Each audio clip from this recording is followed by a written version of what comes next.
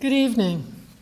It's a great pleasure to have you all here with us for an event that we have been looking toward for many months. I'm sure that I can say that on behalf of my colleague, Dr. Mary Hill-Wagner, and myself. This commemorative event looks at a moment in our city's life and in our nation's life, and certainly in the life of the media that is hard to compare in terms of its import. And we're here tonight to think about that event and the media coverage of it 20 years later. And we have a wonderful panel that I'm very much looking forward to hearing. We at Annenberg have been quite fortunate to have had a gift presented to us in the person of Dr. Mary Hill-Wagner. The Ford Foundation came to us and spoke of her work and the prospect of her joining us, and I said, well, I happen to know this woman who was a reporter with me when I was editor of the Des Moines Register some years ago. Mary is now a research assistant professor here at USC Annenberg under the generosity of the Ford Foundation. One of my great pleasures, in addition to the fact that I have known Mary personally, is to tell you that she is also an alum of USC Annenberg. She graduated in 1986 with a BA in print journalism, and she grew up in this neighborhood. So Mary is both an academic, a scholar, and a professional who brings to this a deep understanding of the power and import of what happened 20 years ago here in this neighborhood where we work and live. And it is my great pleasure to turn this over to Mary and to thank her for making it happen.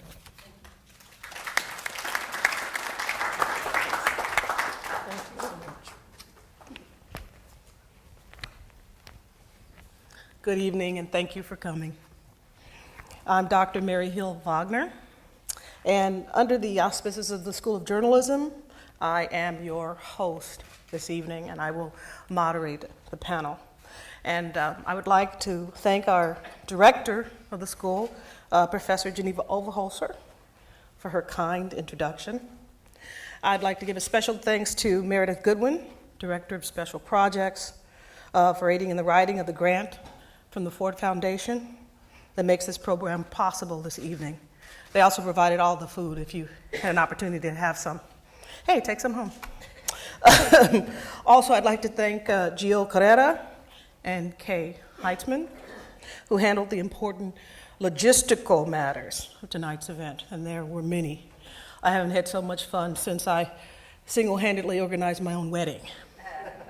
And my husband would attest to that was a wonderful experience. Anyway, what's on the agenda this evening?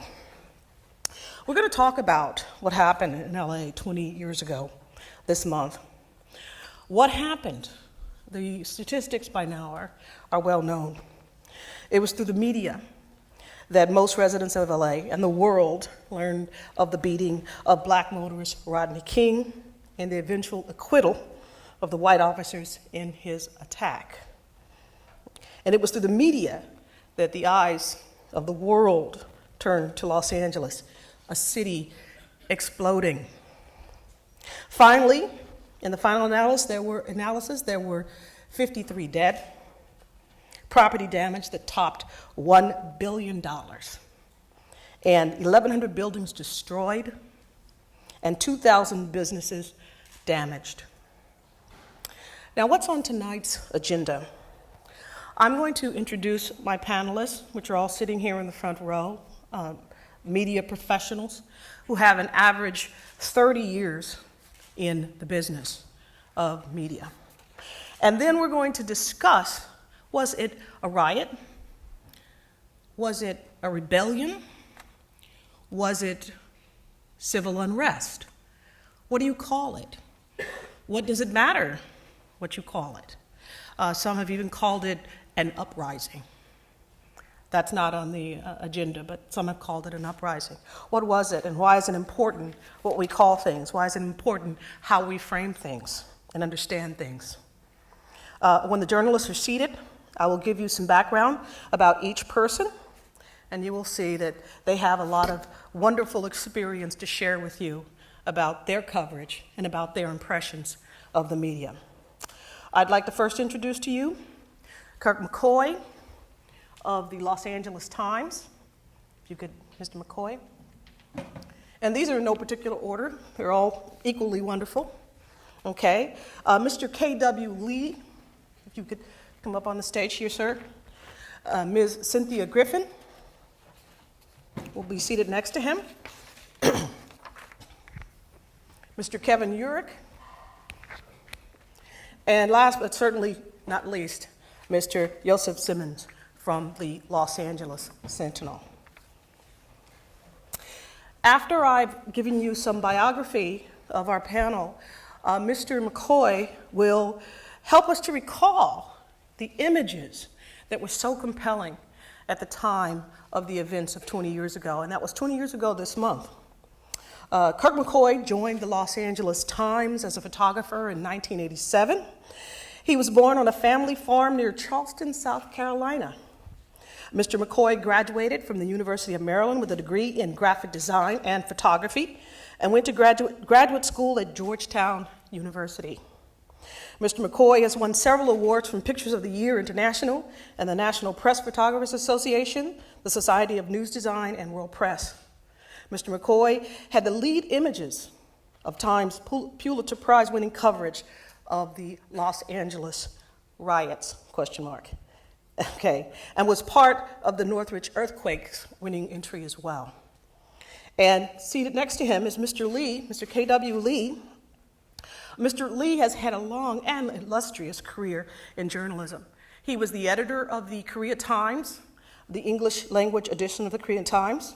He has been called the Dean of Asian American journalists. He was born in Kaesong. Did I get that right, sir? Kaesong? Correct spelling or pronunciation, Korea, and came to the United States journalism in 1950. First from West Virginia University, where he earned a bachelor's degree, then at the University of Illinois, where in 1955 he earned a master's degree in journalism. Mr. Lee was an investigative reporter for the Sacramento Union from 1970 to 1990. In 1990, at a time of rising African American and Korean American tensions in Los Angeles and other cities, Mr. Lee launched and edited the Korea Times English edition based in Los Angeles, along with an internship program for Asian Americans and other minorities. Mr. Lee has taught investigative journalism at the University of California at Los Angeles. For those of you who may be Bruin fans in the room, might be a few. The University of California at Davis and California State University at Sacramento. And seated to his left is Cynthia E. Griffin. Ms. Griffin is a veteran Los Angeles-based writer, and she says this of herself: she proudly proclaims her status as a native Angelino, as do I. She graduated the California public education system from kindergarten to university, Cal State Northridge. She spent the 20-plus years writing for local weekly newspapers, as well as regional and national monthly magazines, covering topics that range from small business and education. In her current job as managing editor of our weekly, she has had, she says, the pleasure of working with the next generation of professional journalists, coordinating the paper's high school and college internship programs. And some students who, if you're looking for an internship, you might want to hit up Ms. Griffin after the program, if you're looking for some experience. And I'm sure she would be happy to take applications. She has some of her newspapers here tonight, too. Finally, Mr. Uhrich. For more than 25 years, Mr. Uhrich has devoted his career to providing what he calls a public voice to those who had none in the realms of government, politics, and justice, starting out as a daily news reporter in 1986 at the Simi Valley Enterprise. That's where I know Mr. Uhrich from. We were both reporters at the Simi Valley Enterprise. It was my first newspaper out of USC, and he is a world-class and fabulous reporter. He moved in 1990 to the Pasadena Star-News, where he covered Pasadena City Hall and local and regional politics. Mr. Uhrich was one of a number of Star News reporters to cover the aftermath of the March 3rd, 1991 police beating. And few people know this, Altadena's Rodney King, okay? And the days of rioting that ensued more than a year later. 20 years ago this month, as we mentioned earlier, with the acquittal of the Simi Valley officers. Again, Mr. Uhrich is very well oriented with Simi Valley. He was there for many years. Mr. Simmonds is a managing editor of the Los Angeles Sentinel and co-managing editor of the LA Watch Times. He has been with the Sentinel, the largest and oldest black newspaper on the West Coast, since March of 2004. That's some fans in the audience. After the civil unrest of 1992, as a consultant with the Brotherhood Crusade, Mr. Simmonds assisted the crusade as it set up rescue units, what he called rescue units in South Los Angeles, to help the community recover from the shock of the unrest. Starting out as a mechanical draftman on the staff at UCLA in the early 70s. He's an artist, Mr. Simmonds. Then went on to California State University, Los Angeles, before turning into his artistic hobby. He does copper sculpting. He showed some of it earlier. It's really quite good. Maybe if you ask nicely, he'll let you see some too. Okay? And this is our illustrious panel of journalists, again, with 30 years experience in the business. On the average, Mr. Lee obviously has quite a lot of experience in the business dating back since the 50s. So what we're going to do for our program, please do applaud them. They deserve it. What we're going to do for our program, if you could take this device, the most recent Alexander Graham Bell inspired device, and turn it off so that we can enjoy the entire program, I would appreciate it. And then Mr. McKoy is going to show us some of his images from the Riot rebellion, civil unrest of 20 years ago. And then we're going to pose a question to our panel. Was it indeed a riot, rebellion, civil unrest? Does it matter? And then we're going to open it up to the audience, and you can ask the journalists about how they covered what happened in LA 20 years ago. And thank you. And Mr. McKoy, I'll turn it over to him.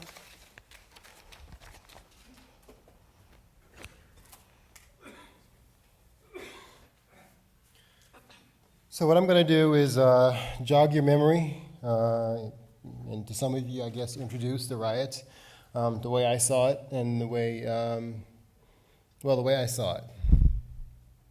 So this runs about 12 minutes. I hope this isn't too long, but it was hard to edit down 3 days worth of photography,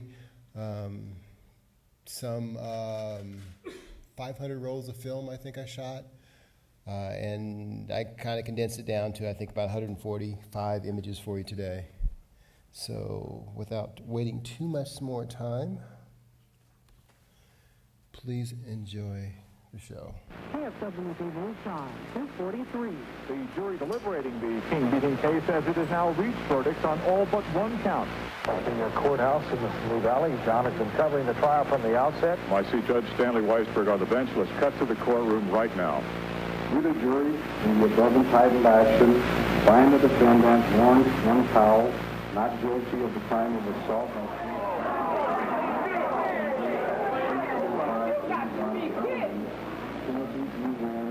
not guilty of the crime. This was quite America on trial. This was a modern-day lynching.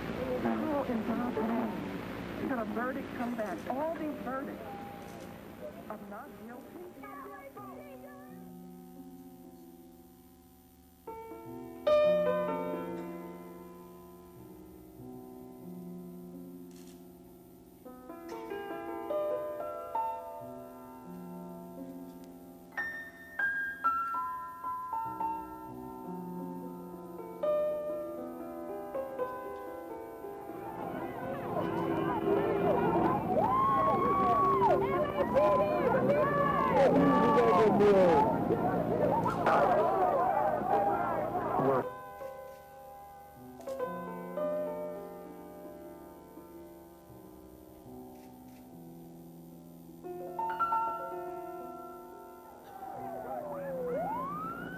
seeing at least 20 to 30 young people throwing rocks. You can hear them impacting against cars and against trucks. I haven't seen any police officers coming here.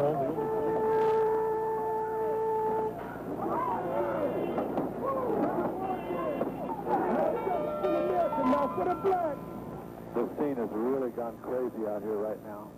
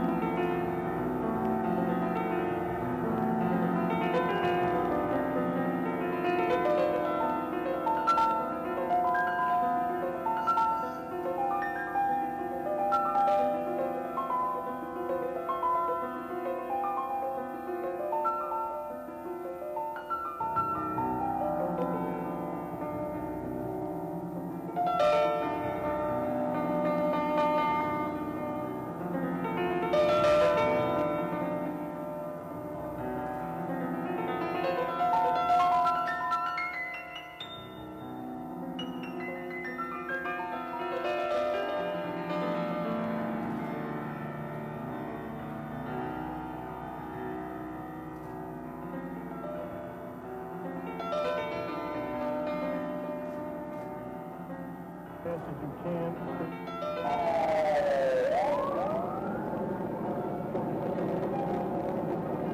I can't stand it.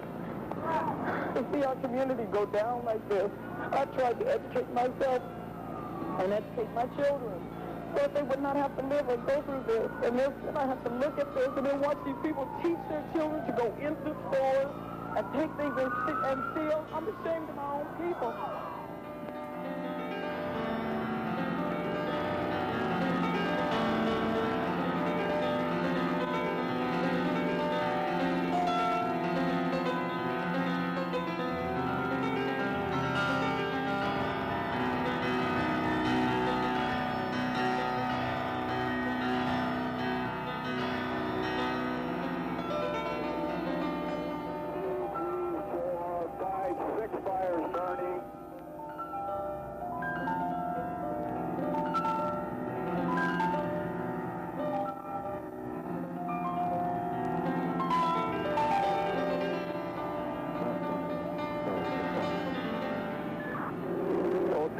From Engine 14 at 51st and Avalon. We need PD here. Firemen need help. We're working on PD and we cannot get any PD for you. We have an injured fireman and we still have no PD at Adams and Hobart. Light Force 50. Light Force 50 needs help. We've got shots fired. Light Force 50, Roger. We're working on PD right now for you. If it gets bad, just pull out. Oh, taking from Light Force 35, 31st and Western. We have a fireman shot. We have a fireman shot. We need help immediately.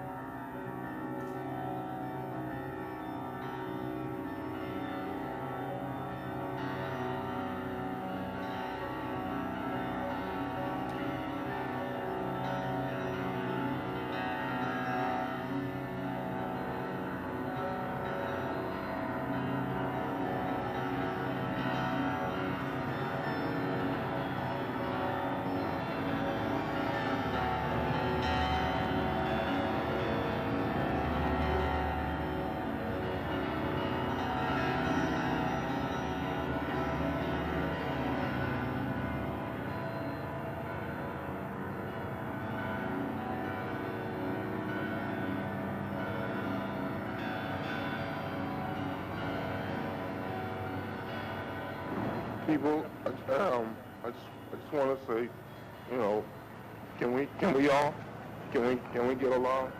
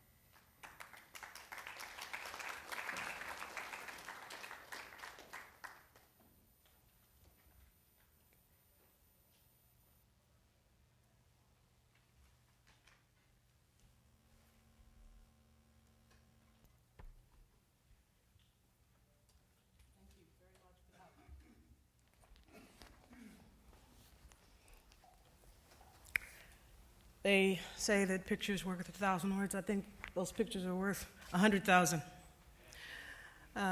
Some of the images are very, very disturbing, and we all bleed red indeed. And I wanted to ask a question of the panel, and we'll just go from my left here on down. And after those photographs, it's going to be interesting to hear the responses, because this is not scripted. I also want to see what you in the audience think. The question: was it a riot? Was it a rebellion? Was it civil unrest? And how did the media cover it? Mr. McKoy. Well, for me, I'd say it's all of it. It started out as an uprising. Is the mic on? Can you hear? Okay, so it started out as an uprising. It went into a rebellion, and at the very end, it was a riot. It was mob rule. So I would call that a riot. Can you guys hear me? Okay. So I was saying it's all of it. It started out as an uprising. It went into a rebellion, and at the end, it was a full-blown riot, because the way the crowd acted, it was a one mind, it was one thought of all of just destruction, and I would call that a riot. So for me, yeah, it was like a stage of growing up, and it happened really, really fast. And you took all of these images? I took 85% of what you saw. At the very beginning, the courtroom scene, that wasn't mine, because I was out in the field. Some of the pictures of the Korean pictures were shot by my colleague at the time, Kyung W. And at the very end, the last two scenes or three scenes you saw was shot by another one of Times photographer, Gary Friedman. And then there's one or two other pictures added in between, but yeah, but 85% of that is mine. Mm-hmm. And thank you for sharing those. And I'm just going to go down the line here, and then we'll come back around with the next question. Mr. Lee, was it a riot? Was it a rebellion? Was it civil unrest? Or asking me? I'm asking you, sir. Or was it, as Mr. McKoy says, it was all three? To get to the point, it's a spontaneous combustion of a half century of neglect, poverty, and every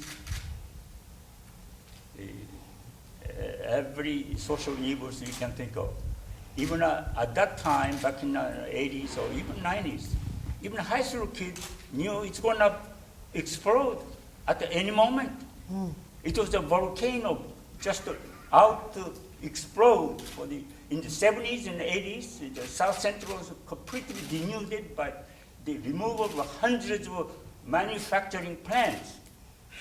The jobs are what keeps humanity going on, and there was just a wasteland.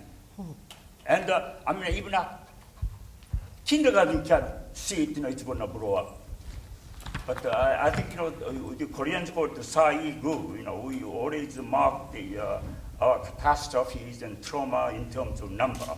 Sa-I-Gu means 429, April 29. Also, Koreans call liberation from Japan 8-1-5. 815. It is a catastrophe of oppressed people like us, and it was a spontaneous combustion. It was a oppression and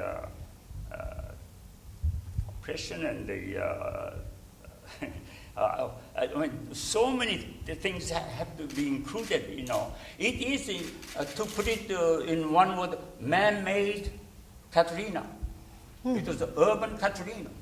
And that happened, and it was the greatest urban upheaval in American history. Because I know, I started civil rights movement covering, it's the only Asian reporter covering the white liberal paper in the 60s. And I never knew that 20 years later, I'll be covering as a recipient of a riot.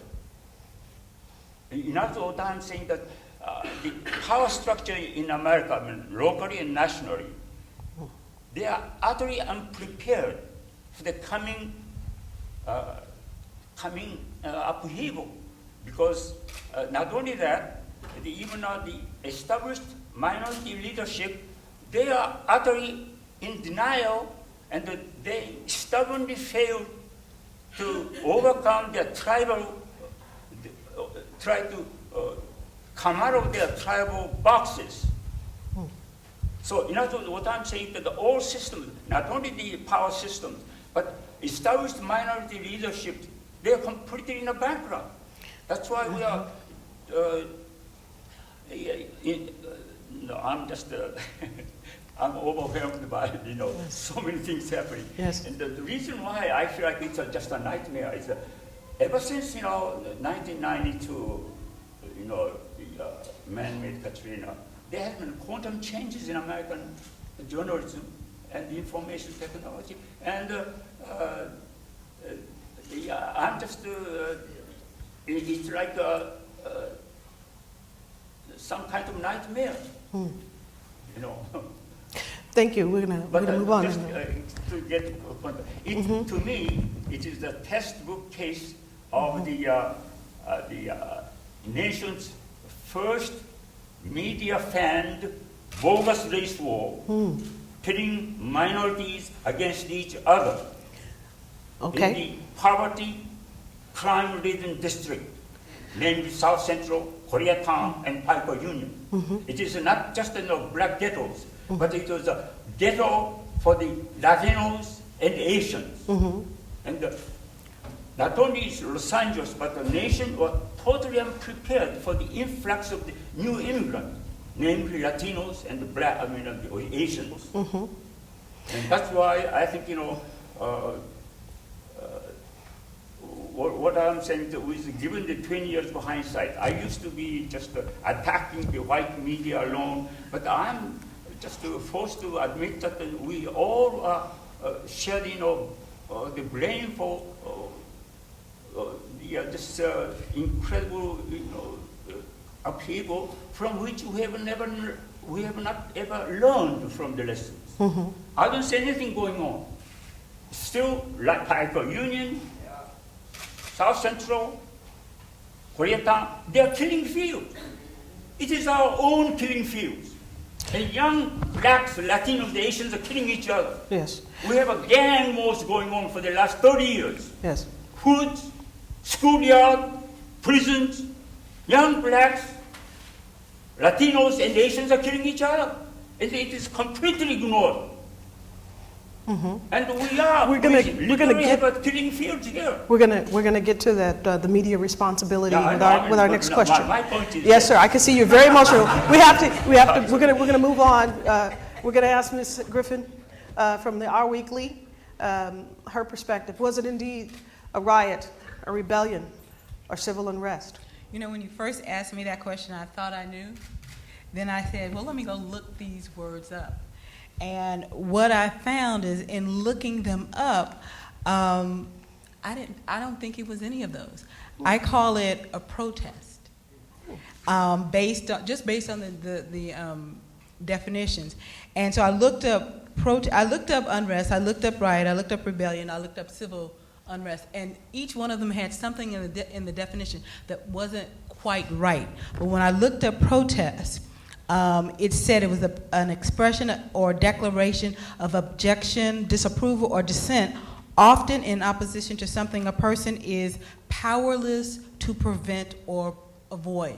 And that last part was what hit it for me.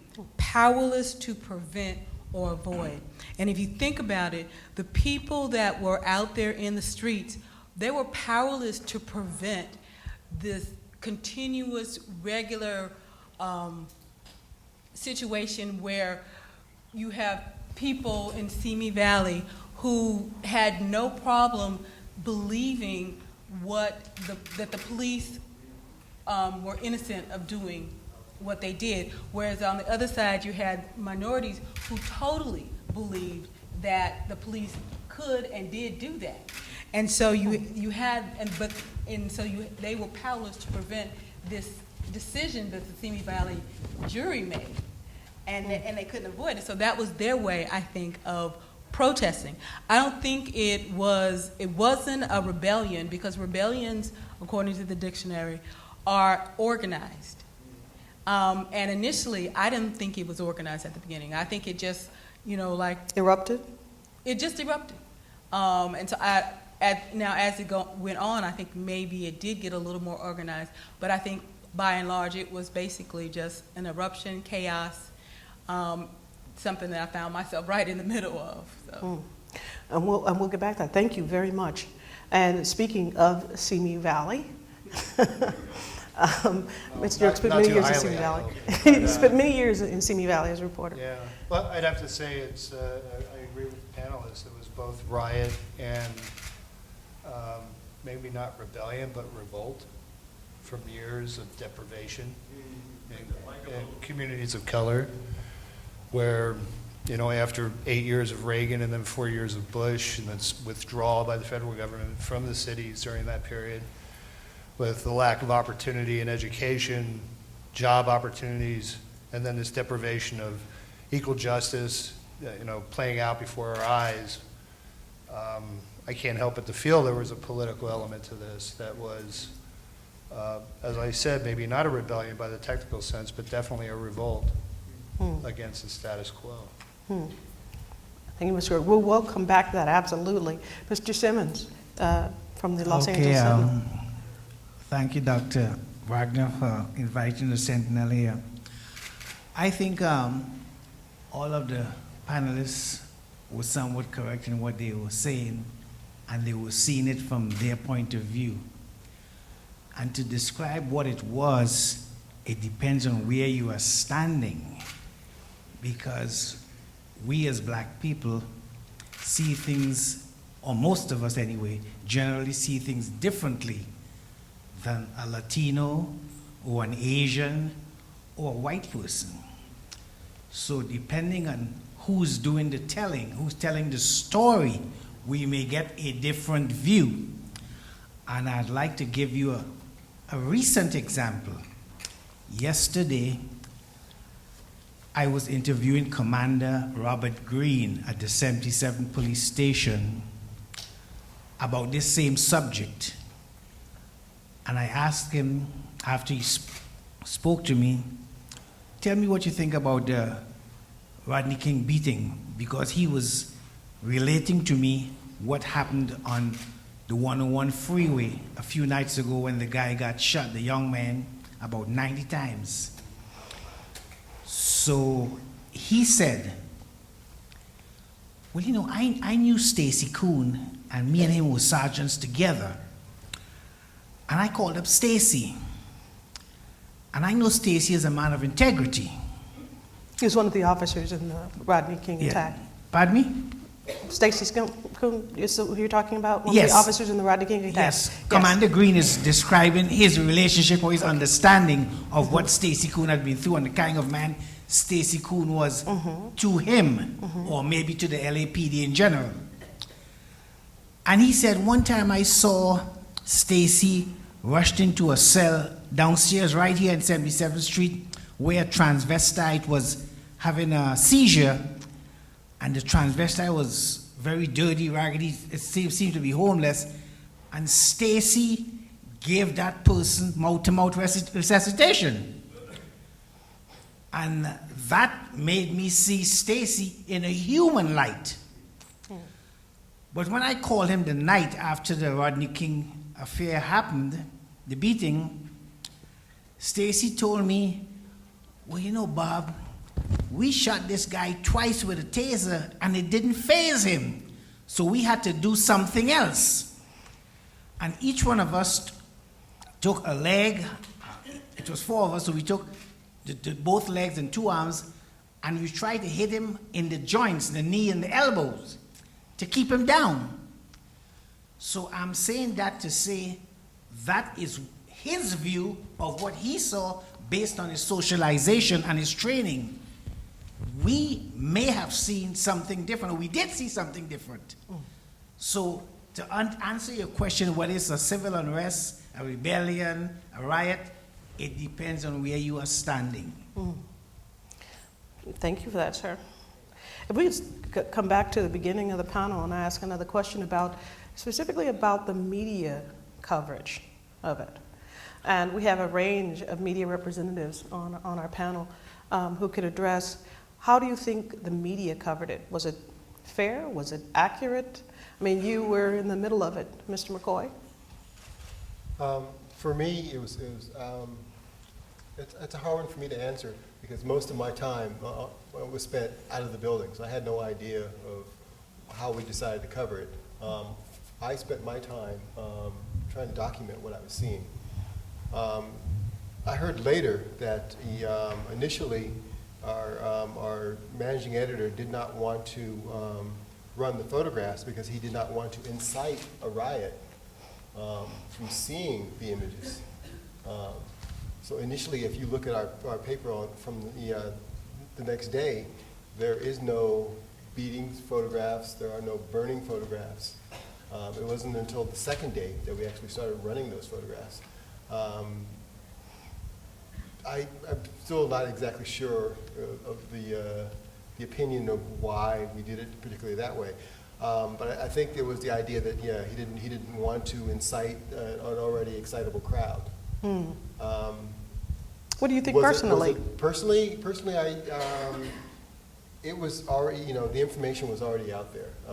The information today is instantaneous, and back then it was beginning to be instantaneous. I think we needed to address it. And, the Times, unfortunately, has not addressed it enough.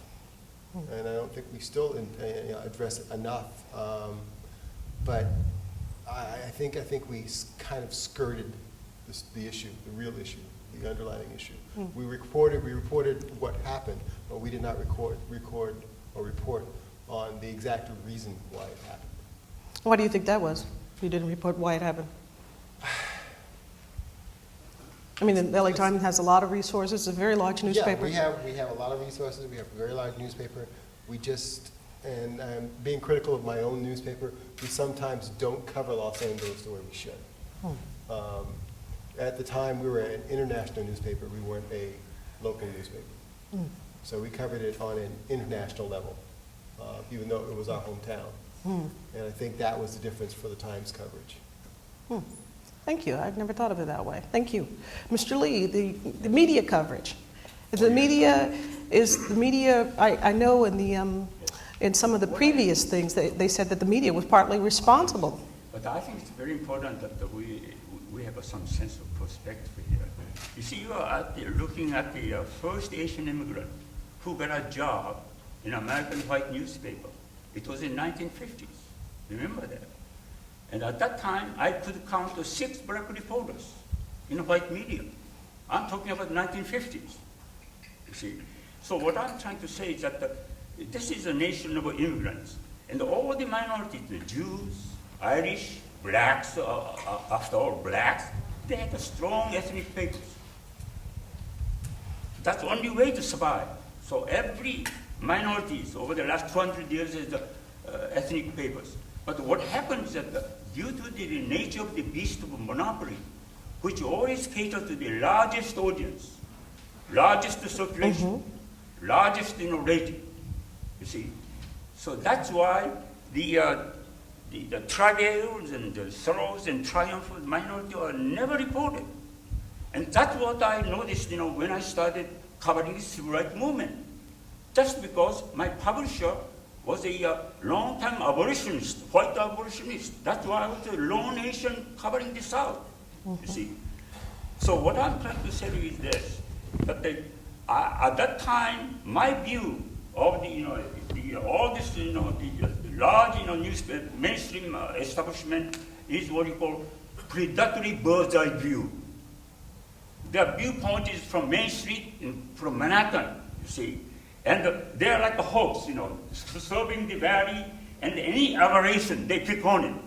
So they thrive on violence, crime, sex, and race. And California, especially Los Angeles, is the cutthroat media market. And because of the enormous instant, communication of the televisions and radios, especially, the print media, LA Times, at that time, under old the regime, under the guy named, I called him Mandarin, white Mandarin, very aloof, and just and there's a lot of story among the LA Times reporters too. But he was oblivious. And but believe me, I give credit to all the minorities in California, because but for the wisdom of the minority people, they have survived without being covered by the white media. So what happened is that, we, 2 years before the riot, 5 of us, the Ken Thomas of the LA Sentinel, and myself, and La Poignan, and the Jewish Journal, got together because the LA Times was jacking up. Almighty, they had the monopoly. You're saying that they were creating the situation that led to the mainstream media was creating the situation that led to. Of course. You're saying that? I was a witness to it. The reason I came and set up the Korea Times Weekly. This is the first English paper for Koreans, because I knew it's going to happen. Because so many ghetto people living here in the city. I'm saying not only to South Central, the Korea Times, 80% Latinos. White Union is all the people from El Salvador, Central America, you see. So we have 3 ghettos here. See? And anybody who lived there knew it's going to happen. Okay. Well, let's move on to. Okay. Well, so what happens is this. So we got together, but at that time, the system, power system is utterly devoid. They are completely obsessed with black and white paradigm. For 300 years, America lived with black and white paradigm. And they are, regardless of the increasing number of the Latinos coming from the south border, and Asians, it's also due to the civil rights movement. Are you saying that the civil rights movement is created not only in 1964, the outlawing the segregation. Are you saying that the mainstream media created a race war? Is that what you're saying? Oh, absolutely. That's what you're saying. Yes. Let's stop on that point, and we'll come back to that. And the media coverage of what happened. Well, at the time, I was not working at a newspaper. I was actually working at a parenting publication. So I didn't really look at the media coverage except for, I think what was key to me was the immediacy of television. Television brought 1992 into your living room. You know, I didn't go out and participate in all that, but I saw what was happening as if I were out there because of television. I watched the Reginald Denny beating over and over and over again on television. And all of these different things you saw over and over again on television. And I think that television had a huge, huge impact on this particular event because they were there. And you could see, and they broadcast it and all day long. And So did they help create it? I don't quite understand. I don't believe. Can I add to that very quickly? What she's saying is perfectly true. Is that the TV station broadcast everything, and at the same time we also broadcast saying the police are not around. So this is an open invitation for you to come join the crowd. That's what and they talked about, they did talk about the delay of where were the police. It took them a long time. Was that irresponsible of the media to report that if it was what was happening? It was what was happening. There is, we walk a very fine line of where we say we can actually safely report, or we should report, or we shouldn't report. It's difficult to say. You want to be informative, but there comes a time when it's common sense. As my dad used to say. You don't want to say. You literally don't want to say there. And there are no. The place is being looted, and there are no police around. I think the other thing too. I think we can safely say it was looted, but we don't need to embellish on the other part. Let's move on quickly, Cynthia, too, so we can get to Mr. Simmonds and Mr. Uhrich. What do you think? The media coverage, yes. What do you think? The media coverage was it fair? Was it just violence accurate? is just the byproduct of their media, and particularly mainly television's drive for profits. And every time they showed that beating, that appealed to the lowest common denominator, and they did it again and again and again every chance they could, all the way through the post-beating, up through early '92, through the trials of the 4 officers. And so the media stoked the flames, you think? It's totally fanning the flames. And the other side of that also, Kirk, is there is a dearth of black and other minority reporters at the Times and at the Star News. There were no black reporters on staff. And in fact, I had an editor tell me one time when I deigned to enterprise a story in Northwest Pasadena, which is predominantly black, I was told never go there alone during the day and never go there at night, ever, for any reason, no matter what happens. And this was a major issue at the Star News because when the time came to cover the situation, how were we going to do this? Who was going to tell this story? Where we, in effect, had basically ignored the black community for all these years to the point of just, what's the term, symbolic annihilation. They didn't exist in our eyes, and they didn't exist in themselves. They didn't see themselves reflected in the newspaper. The newspaper didn't play that much of a role in fanning the flames, I don't think. It was TV that did it over and over and over again for the drive for profit. And I can We should have had a only think television of the person time on I the panel. spoke with Rodney King's mother, who was a Jehovah's Witness and was very upset over the coverage, not so much the treatment of her son or the tragedy that he had suffered. But she didn't want to participate in any media conversation, not just with me, and she explained that this is not going to do anyone any good. If you keep replaying this over and over again, passions are just going to become more inflamed all the time that it shows, every time that it shows. But I didn't even understand this until recently, and just thinking about that conversation, that she seemed to understand intuitively that, this didn't profit her or her son one tiny bit for her to participate in any of this. But every time that it came out on television, it profited the people who owned that television station every time the ratings got boosted and they made more money. So it was a money issue for them. I believe that. I think that's true. And like I said, people tuned in, they were fascinated, they were angered, they were horrified, and only TV can create that kind of magical confluence of emotions, I think. to a much lesser extent, the written word and the print media, which itself was woefully underrepresented in terms of minority representation.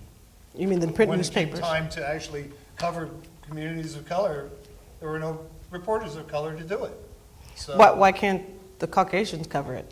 well, some did, but you know. You don't need a person of color to cover a Well, I community, think it's right? important I mean, you for don't- people to cover their communities in a cultural aspect, to be able to identify with everything that's going on in that culture, as well as. But why is it that an African American person can cover white people all the time? Because I know I've done it. Yes. But the converse is not true.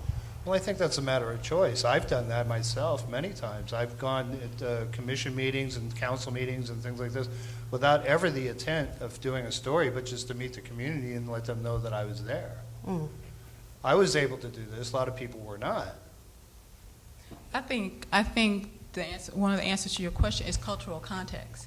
There are things that a black reporter covering the black community will know instinctively and intuitively, as will a Latino reporter covering the Latino community, that some other people, unless they have spent a lot of time in that community talking to people of that community, are not going to understand. But can they come to understand it? Well, I can give you a perfect example of Shante Morgan, who went on for Copley News Service for many years. She started out as an intern at the Star News, but they refused to hire her. Even so, she was a stringer who basically went out with me and opened doors to people's homes when I knocked on them and paved the way for me to do the story.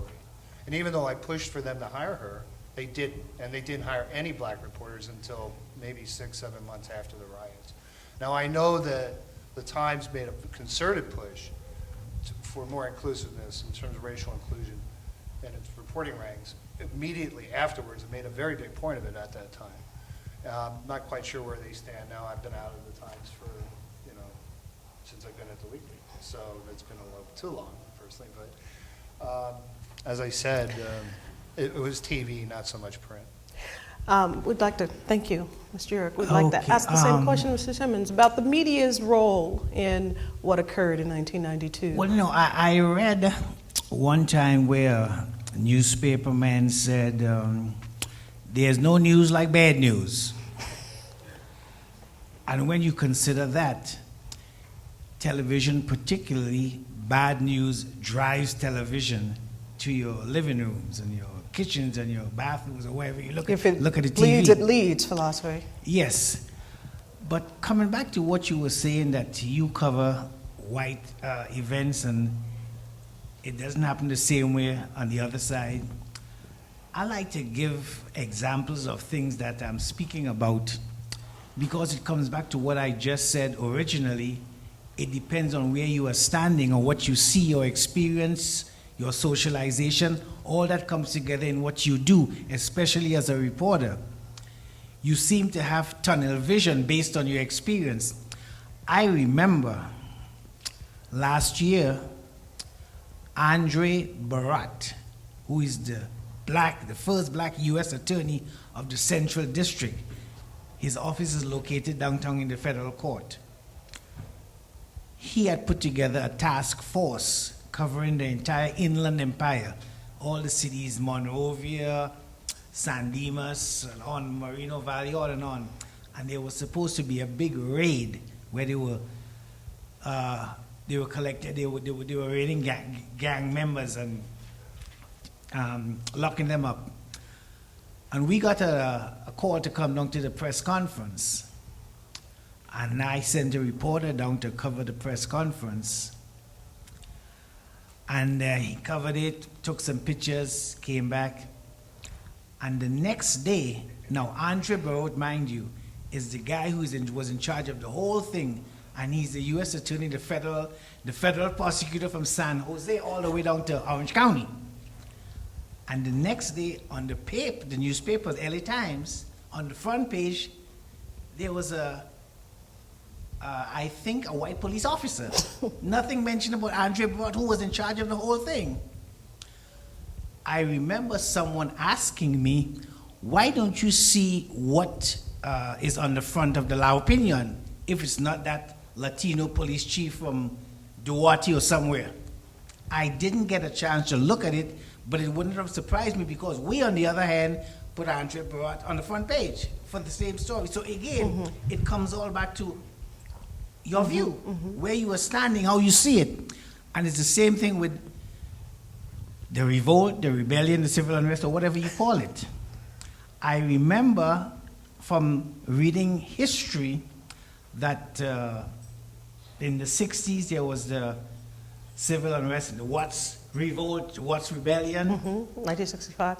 And then there was the, before that, or around that same time, there was the Kerner Commission, then there was the McCone Commission.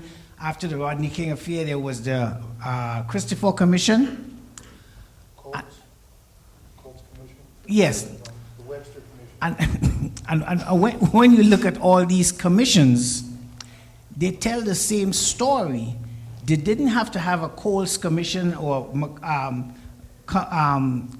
Christopher Commission. They could have just dusted off McCone Commission and implemented it because they came up with the idea we are moving into two worlds, one black and one white, separate and unequal. Yes. Exactly. But the Kerner Commission actually looked at the media's influence in race relations, not just the other social indices. They actually looked at the media's role and its responsibilities, and it's held it accountable. And actually said there are no black faces on television. There is no reflection in that of people seeing themselves in these images. That needs to change. And they actually said, come out and change. This was what, 1967 or 68? That hasn't changed. And nothing ever came out after the riots that held us and held our feet to the fire in terms of, mass media in general. That no one ever came out, except the media itself, came out and criticized itself. And here we are today, 20 years later, still staring at our navels. But, there's been no commission on that. There's been no formal panel saying, you guys better do this and you better, you need to do this. And analyze us and our performance. That never happened that didn't happen this time around. And there is no body out there that really makes those calls. Should there be? On that note, we're going to... But I think TV has gotten a little bit better from the point of you got a better TV set. You got a better TV set. Okay, on that note, obviously I should have had someone from broadcast on this panel because they're kind of taking a drubbing tonight. I don't know if there's some broadcast majors in the audience who might want to address some of this. I wanted to open it up to the audience. There are two microphones. There's one here and there's one over there. If you have questions about the media or comments about was it a riot, was it a rebellion, or civil unrest, I'd like to invite you to ask the panelists. You can ask me too. I also worked in the business for many years. I'm a journalist, but I'm also a scholar. So if you have some questions, we can take some questions from the audience. A question of our panel. We've had a very nice discussion this evening. If there are no questions, I have some questions for the panel. Yes, if you could just give us your name. Hi, my name is Sally Liu, and thank you to the panelists. It was very enlightening and interesting to hear all of you speak. I was curious, with the advent, it's 20 years later, what do you think, if anything, the effect of social media would have had upon whether it was a riot, rebellion, or civil unrest? What would have the impact of social media been?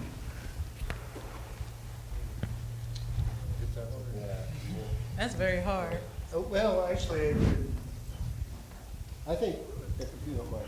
No, go ahead. I think it would have made it a little bit more instantaneous. I think it would have had the appearance of being organized at that point because there are a lot more people who are, even through Twitter, interconnected, Facebook. You have them instantly on your phone.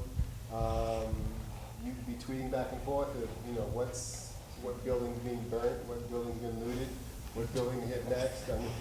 Which building to occupy? Which exactly. Where the police are? I think, yeah. You think it would have caused a kind of a flash mob? I think it would have cost a lot more. Riot. Yeah, exactly. Yeah, but the social networking aspect is makes things even more diffuse in terms of authority figures, in terms of who you're going to trust, in terms of information that you're gathering from TV, from newspapers, or whatever.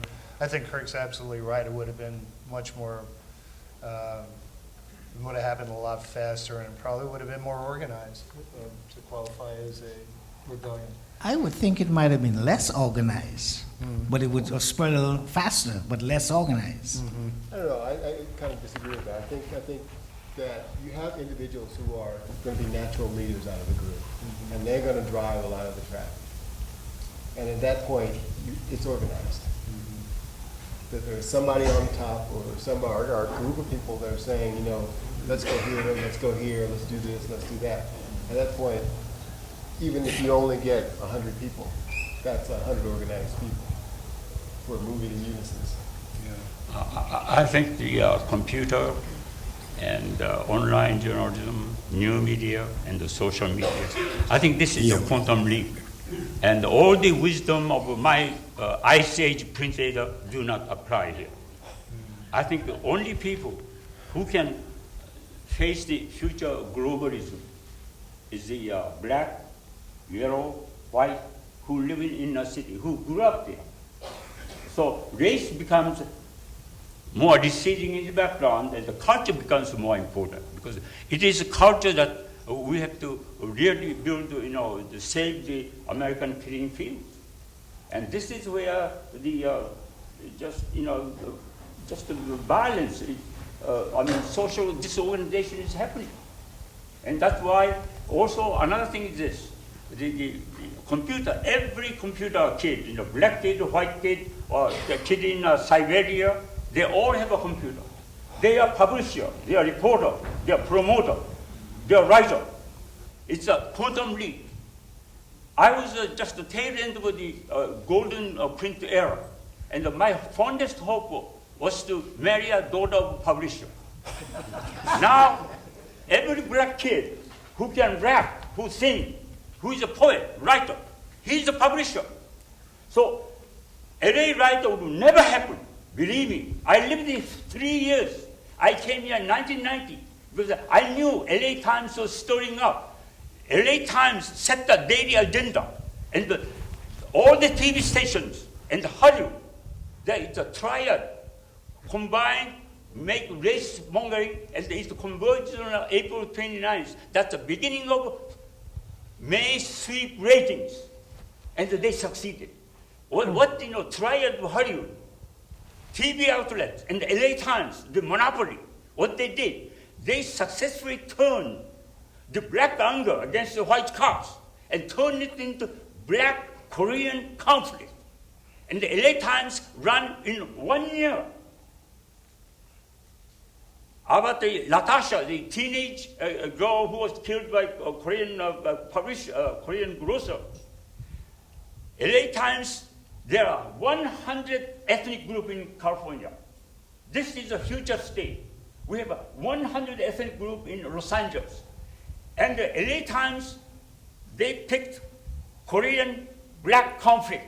And every TV station, they get the agenda from daily morning paper. LA Times, in 1 year, they run a 98 Korean black situation. And they started on the Latasha 69 case. And every LA Times printed, there was 30 crimes down there. So what I'm telling you is this, they successfully did it.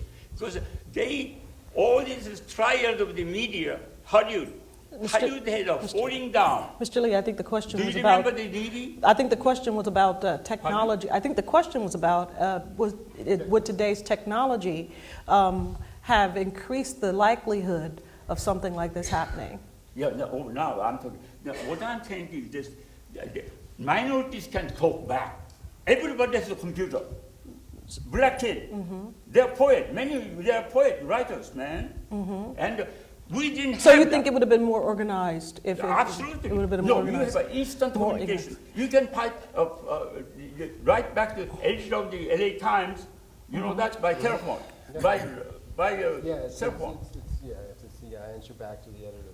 That's right, they can do You that. can answer back to the other. So now you're saying that with recent technology, the average person has more access Yes, to the media. absolutely. If we could Game move, is changed. let's It's a new move game. on I don't because know. there's someone else, there's some others who would like to ask some questions from the audience. Sir, if you could identify yourself and ask a question of any of the panelists. Or Larry Aubrey.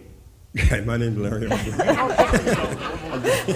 in 1990, when there was a riot popping up, he's the only guy appointed by city human. Can you imagine? We have 4 million people here.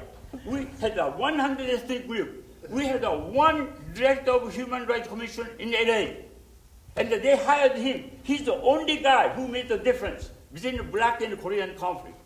You know that? We had one director in the Human Relations Commission. And now he has a question. Huh? Yeah, well, in any case, I'm a 26-year columnist with the LA Sentinel, incidentally.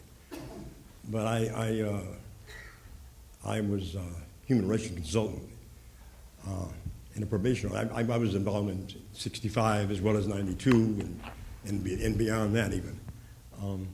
But I want to say that just to deal, I don't hear. Let me put it this way, because I appreciate what the panelists are saying. It's a very complex thing on the one hand. On the other hand, I think the backdrop has to be reinforced. I mean, as to what the conditions that existed, and so forth. I do not subscribe though that it's simply a matter of like Rosh Hashanah. The murder happens and 5 people see it in 5 different ways. That's fine, but there's a professional responsibility when it comes to media. Okay. I don't care what color you are. You are going to have that cultural base. That's fine, but there is something that's called objectivity, and it cuts through that as well. You cannot ever get away from what you are. Now, my point I'm trying to make is that I think the system itself, the powers that be, drove this, including the LA Times. Okay, the powers that be. I worked on the streets all through this. As a matter of fact, I was a co-founder of the Black Korean Alliance at that time. And what happened was the major substantive issues that were on the floor in South Central Los Angeles, and right here where we sit here in this area, those conditions still exist right now, okay? Right now. And I'm telling you, the government still is not doing anything about it. And the politicians aren't doing anything about it. And I'm saying that the media, it seems to me, has a role to play in that, an absolute role to play in that. And what happens is, rather than just perpetuating what exists, rather than just dealing with the hype, you know what I'm saying?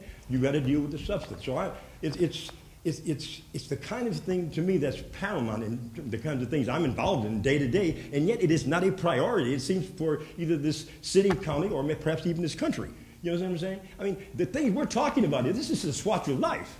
That's all. It's a swatch of life. I was at Fremont High School in this city in 1947. One of 8 kids at Fremont. They hung tar babies in effigy. You know what I'm saying? Big signs of no niggers. Right here in L.A. I've been in this town since 42. L.A. was racist then, it's racist now. The country's racist. We got to understand that. It's not a put down necessarily. It's a description. And if you don't understand that, you're going to be part of the problem and not the solution. So all I'm saying to you is that there is a particular role, and I think it has to do with integrity and whatnot. Not only integrity, but morality as well. I'm sorry. That's the way I feel about it. Unless we do something differently, we're all going to be part of the problem and not the solution. Thank you, sir.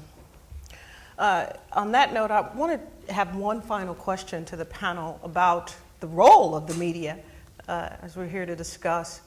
And oh, I'm so sorry. I thought we answered your question. I'm so sorry. I'm so sorry. Please go ahead. No problem. Hello, my name is Bernadette Grosjean. I'm actually not in the media. I'm a psychiatrist. Nobody gets scared. But I have a question about the receiving end. In that I've been working now for 15 years. I'm Caucasian, I'm from Europe, and I've been working in the county with many persons from very, very different backgrounds. And as you mentioned, you don't have to be from the same background to work with the other person, but it's certainly something to work with in the relationship, that who will trust you and how you're going to get trusted. And so I heard all those different perspectives, and I'm curious how you think does anybody believe which media? Is it a Korean American going to read a certain type of paper, or we're not going to believe what's said in the television because it's such and such person? And I'm curious what the panel, what you think as professional, what do you know from your receiving end? who is believing you? How can you make the information more believable by the entire community, not just by a selected group of people? Thank you. Thank you. I think your question is, how do you build trust? Is that your question? And credibility. How do you build trust and credibility so that you can cover this kind of thing from different... Whichever part of the population, segment of the population you seem to belong. How do you build trust and credibility so that you can cover from various perspectives? Excellent question. And anyone on the panel can jump in if you want to talk about how you build trust and credibility so that you can cover this kind of thing, riot, rebellion, or civil unrest, fairly. Well, it's just a matter of complete reporting and not screwing your sources and not, talking down to your readers. And that's one way to build credibility in your readership. I don't know, you mentioned the words morality, ethics, these types of things. And as Larry said, I think a lot of reporters go in idealistically very moralistic and very righteous in their thinking and want to do a good job and want people to believe them. So they have that going in from the beginning. So if they build on that through their coverage of any given event or whatever they're doing, and they can give it complete coverage and not eliminate facts that are important, not eliminate people who are important for whatever reason through their own ignorance or prejudice or whatever baggage we all carry, if they can write a complete story, I think that goes a long way to achieving the trust that you're asking about. I think that trust, morality, integrity, credibility, all these are words that should be part of a journalist's toolbox, if you will. Because without those things, you couldn't get anyone's attentions to read what you are writing or what you are showing on television.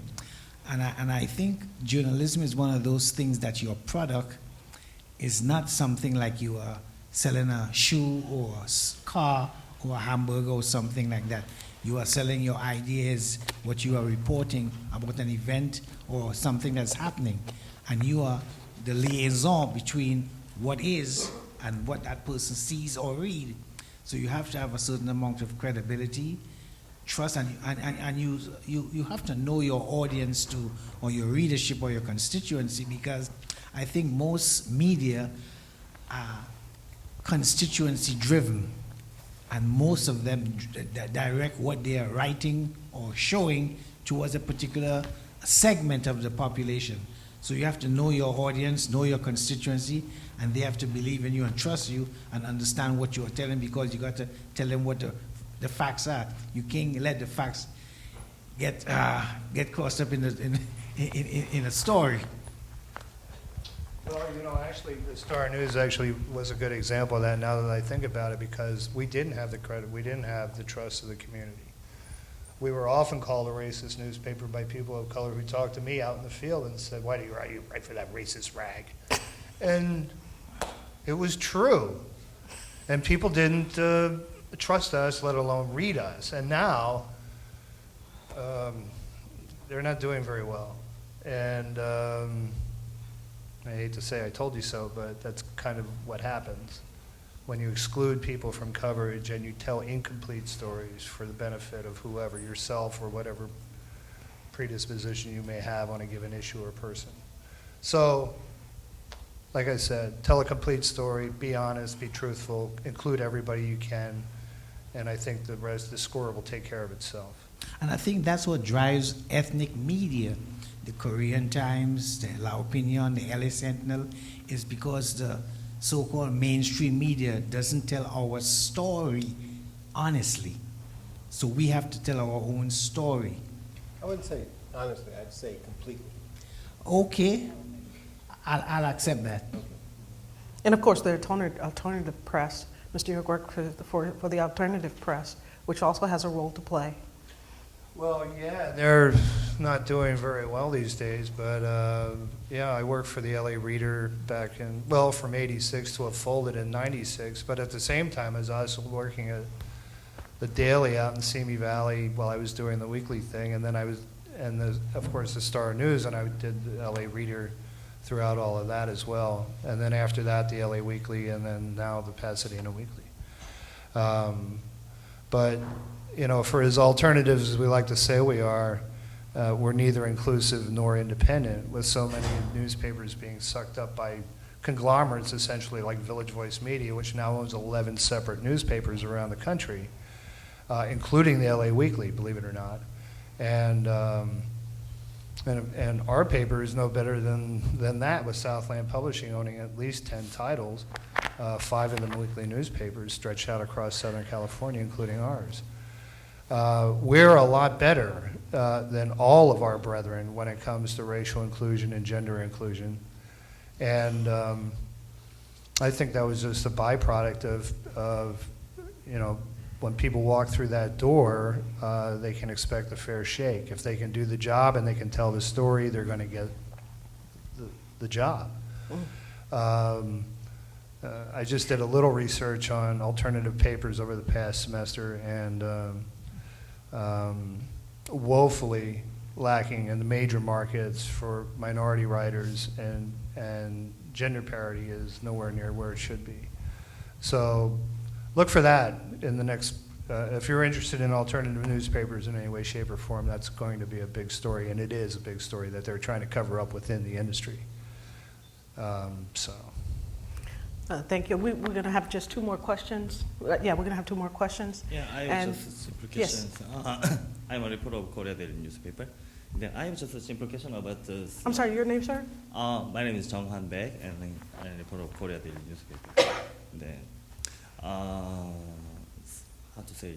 So some people is scared or worry about the riot again. So because some people, so there was some opinion about the Rodney King case was ignition about at that time. Nowadays we have some other problem like budget cut and recession, bad economy, and then losing job. So if some ignition is in here in nowadays, the riot will be again to our community. So how do you think about that? I want to ask you. Well, I think all the ingredients are there right now. Virtual depression, even more of a lack of opportunity perhaps than it was in 1992 for people. I don't know, I'd have to look over the criminal justice system, but I'd have to say it's still fairly unfair to people of color. And now we have two incidents, one of them occurring in Pasadena recently. The first was Trayvon Martin in February. Unarmed kid gets shot and killed by some wannabe neighborhood watch guard who was racial profiling apparently. And then Kendrick McDade, who was shot in Pasadena, but an unarmed kid, 17 years old, who was shot and killed by 2 police officers.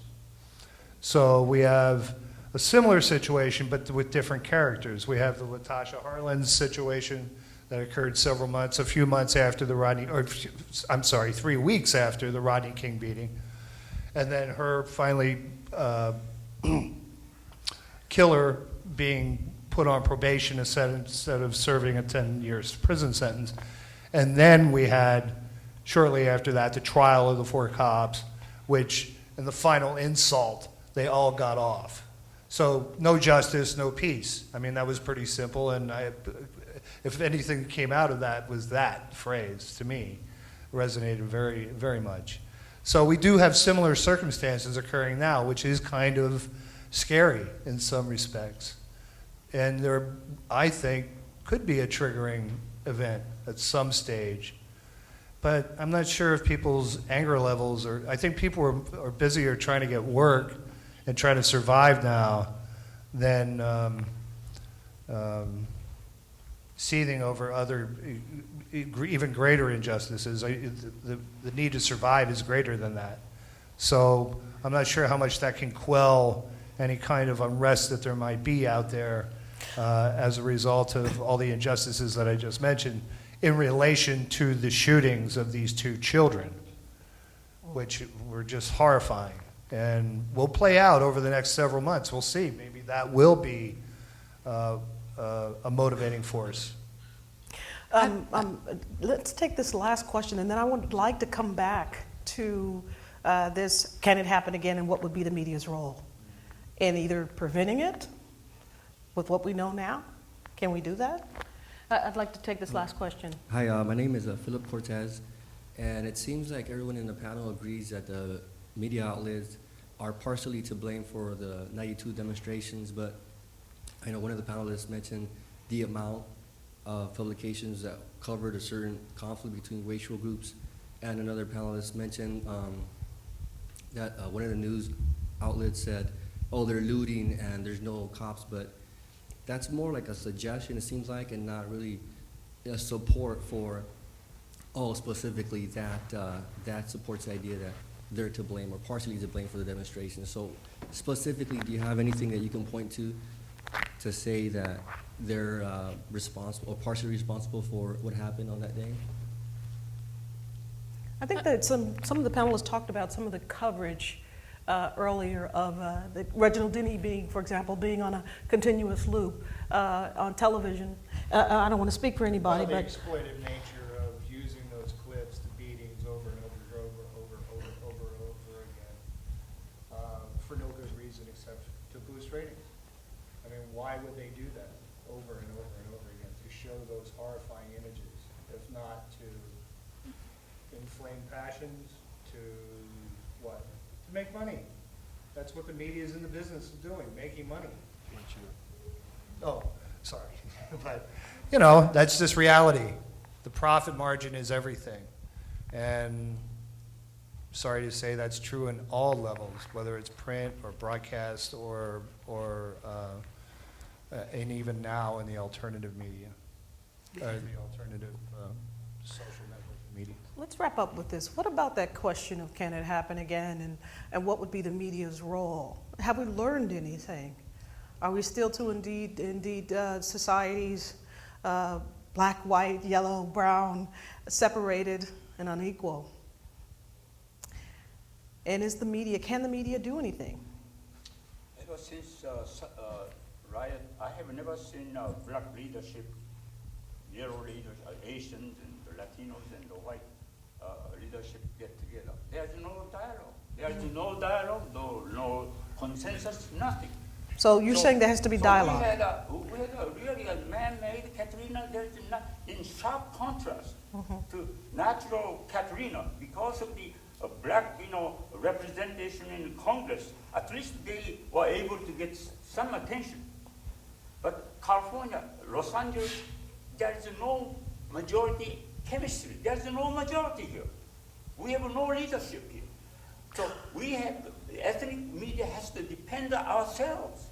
But what can the media do to prevent? As everybody agrees, the main monopoly make bottom line violence, sex, race riot. So ethnic media has to get together.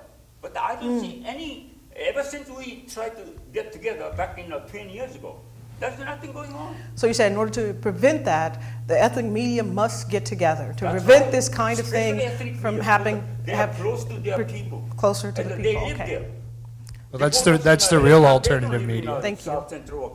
Thank you. I'm sorry, Mr. Uhrich, you were saying? That's the real alternative media, really. The ethnic media is the real alternative media? Yeah, because it's growing faster, especially in print. So that's where the real growth is. As Mr. Lee was saying, it's very important media. It's a great American tragedy. But can this be prevented? This kind of thing. You talked about some incidents that are going on right now, right? And we're at the precipice of something like this exploding again. Yeah. Now with technology, and either it will be even more organized, some say, or it'll be less organized, some say. But is it inevitable? Yeah. Well, I think we have to be a little bit more aggressive and forceful in our coverage of events as far as the media is concerned, because by and large, and this is a systematic problem, elected officials, politicians, public policy makers, they zoom in on certain incidents and exploit it for their own political agenda. And that is what we as the media have to be very, very careful about reporting to the public the real deal. rather than what a certain politician wants to further his political ambitions.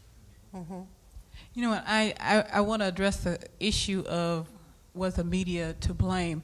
And I'm not sure that you can put a direct blame on the media for what happened. I think that it played a part. And as we've talked about television played a huge part because it was so immediate. And I was, when he was talking about Trayvon Martin and Kendrick McDade, you know, I thought about how ironic that these things are happening now, 20 years later. And it's the same, essentially the same situation. But I think the difference is I personally don't see something happening because of the lessons that were learned from '92. And number one, the leadership in the communities was behind it. And so they were kind of trying to run and catch up with it and say, okay, here, let's be calm. But I think if they're in front of it now, you know, you see people like Al Sharpton there.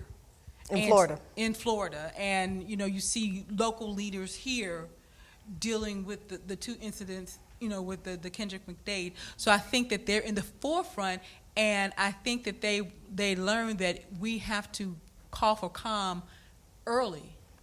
Get out in front of the story. Get in front of it rather than later. I think that the media can play a part by making sure that the whole story is told. You know, a lot of times there's a lot of rumors that go around. I mean, I listen to people when I'm out and about, and I'm amazed at how wrong they have the story. And so I think how wrong they have the facts. They don't have the facts. The facts they're amazingly off when it comes to the facts. And I think the media can play a part by making sure that all the facts are put out there, and all the media put the facts out there, and not just rely on, you know, the LA Times or the television, because, you know, I found that, you know, I've been at events and seen the story later on television or on the radio, and I said, well, were they at the same press conference I was at? And that's because a lot of times they do what I call drive-by journalism. They only come for the highlights, the end part, the verdict. They don't. The soundbite. Yeah, the soundbite. They're not covering the entire situation. I think if the media begins to cover the entire situation and not just the highlights and the nice 60-second bite that they can get on the evening news, I think that you'll have less chance of something like that happening again, because the whole story is going to be told all along. So did the media learn a lesson also? I mean, you say that the community leaders learned a lesson. They have to get out in front of the story. Did the media learn to get out in front of the story? To find out really what happened in the Martin case? To find out really, you know, rather than a knee-jerk response, this neighborhood watch guy shoots this poor kid. Well, take for example, the Kendrick McDade story. Mm-hmm. We spoke to the attorney, the mother, and the father, and they gave us one story. A lieutenant from the Pasadena Police Department called us and gave us another version of the same story. We, as the press, the media, have to filter through it and find out what's the real story, because each one of them has a horse in this race. They have their own agenda. So that's part of our aggressiveness to follow the story wherever it leads, and that's what we are called on to do, and we have to do. And will we do it? Of course. Well, that's going the extra mile, like Yussuf said, is speaking to the parents. Well, no one really ever, except for me maybe, ever really spoke to Rodney King's parents or family members, who incidentally tried to call the paper the morning that he was beaten and was told, well, do you know how many times we've heard this story? That was before the video came out. We should have had that story. But Ron King, Rodney's brother, didn't know that the video was out there. So he was told by a Sunday morning skeleton crew reporter, do you know how many times we hear this kind of story? And then he said, I should have never called here to begin with. And he hung up the phone on her. And so Monday night, the video comes out, and here we realize that this is the story of the century. You had it. And we blew it. You blew it. And, I think, thank you. I think Ms. Griffin wanted to say something about the public needing to access the media, access the minority media, access the alternative press, rather than calling the so-called mainstream press immediately. That there are people who have an interest in minority communities. And that is true. Media outlets. That is true. And I think that's one of the things. It's sort of one of my pet peeves, because I will have people tell me, well, I called the LA Times. And it's like, well, that's the problem right there. You needed to call our Weekly or the Sentinel or the Wave or your local paper, because we're going to cover those things. Or the Korea Times or La Opinion. Right. Those are the things that we cover. Those are the things that we're interested in. But I also think you asked the question, has the media learned? And I mean, I have to say no, because if you look at the coverage of some of the things that are going on, where they're just doing the same thing ad nauseum, covering the same story over and over and over, and they're not, I don't think they're being responsible, and it's just find something new to run about the story. They need to say, what is their new? Let's not just report what everybody else report. Let's do something different and find out, okay, let's ask these questions that haven't been asked. And I think that's one of the things that the majority of the media is very poor on. They don't ask the questions that haven't been asked. They just regurgitate the same thing that everybody, if it's on CNN or if it's on, ABC or the LA Times or the Washington Post or whatever, then everybody sort of runs with it, because there's a level of credibility to those publications. And that's lazy journalism. It's more of that drive-by reporting you talked about earlier. Right. And I think on that note, we're gonna wrap up here. If you have one final statement. I mean, it's LA Times' turn to be jumped on, but it's I know he's just gonna sit there and took it. Just to clarify, us too, that we are a credible newspaper, and that's why we do end up getting a lot of the stories, and sometimes in advance, sometimes we totally blow them. I mean, we're only human, but if you call the paper and you ask to speak to a reporter, or you saw a story and then you thought that was a fair story, ask for that person. I mean, if you think that person is fair, go to that person instead of just trying to get some, whoever comes up on the queue, and report to that person. Absolutely. I think the public doesn't know that there's access to the media. We are accessible. Yeah. I mean, at the end you of read the every byline, story, call the person up? At the end of every story, there is an email address. Email that person. They will answer you back. Yes. And say that you have some information that they think they should hear. Yes, absolutely. Do we have any final questions for the audience? Because we're going to wrap up here, and the panel was just wonderful this evening, and I want us to thank them for their time. Absolutely. Mr. McKoy from the LA Times, Mr. Lee from the Korea Times, Cynthia Griffin from the Our Weekly, Mr. Uhrich from the Pasadena Weekly, and Mr. Simmonds from the Los Angeles Sentinel. These are stellar, world-class journalists, and they've shared your time for free. For free, for a sandwich with you this evening. The media is accessible. You can call people on the telephone. You can email people, read their cut line on the pictures that they take, call them up, tell them what you think about some issue that's going on so they can get the public's viewpoint, the actual public, not just the officials. And if we got it wrong, let us know about it. Absolutely. So we can correct it. Absolutely. Again, let's thank our panelists, and we'll thank the audience as well. Thank you for coming.